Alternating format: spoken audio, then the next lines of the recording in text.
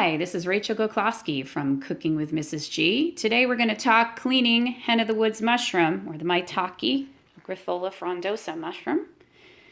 When you collect these in the field, one thing that will help you clean these is to stay a little selective in which ones you take home with you. So I like to walk up to the hen of the woods and give it a little tap. And if I see some small little flies start rising off of the mushroom, I don't take that one home, because that means that you're going to find little maggots, and you don't want to bring maggots home. Another type of bug that you might come across is pill bugs in here. So when you do take them home, you're going to see they act like a little bug motel. So if you don't get them really fresh like this, you're going to see a few pill bugs in there, and in addition to dirt, you're going to see some pill bug poop, which looks like rectangular dirt. And this one doesn't really have much pill bug evidence in it. This is just regular dirt. And that's just the luck of the draw. It depends on how long that mushroom's been sitting out by the time that you find it.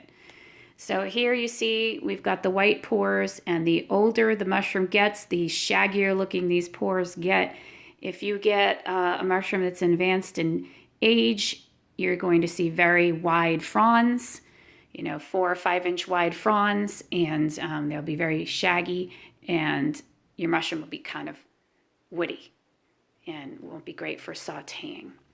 But this part of the mushroom here is very young and tender. And I actually just clean this and saute it right up. I don't boil it or anything. If it's not a very buggy mushroom, I don't worry about boiling it and losing some of the flavor and nutrition of the mushroom.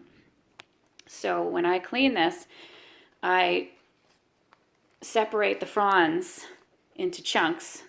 And I'll pull these fronds off where they attach. And I will then go through this mushroom with my knife, and I will kind of scrape off the dirt and clean it as much as I can. And then once I get it cleaned by scraping it, I then go over to the sink and I actually wash it.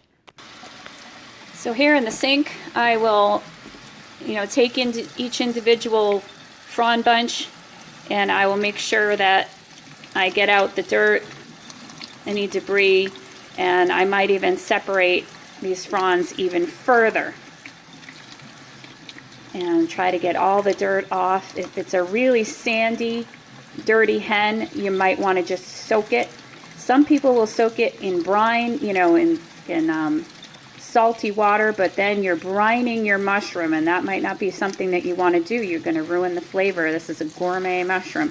So unless you're planning on pickling it or brining it, I would say, do this method and try to get it as clean as possible. When you soak it, it's going to waterlog it, and that's really not great. So, and then after I do this, I will then lay these out on a towel and just let them drain a little bit. And then from that point, you can go ahead and prepare the mushroom any way you want, saute it, chop it, dry it in a dehydrator, make it into soups and stews, and I have even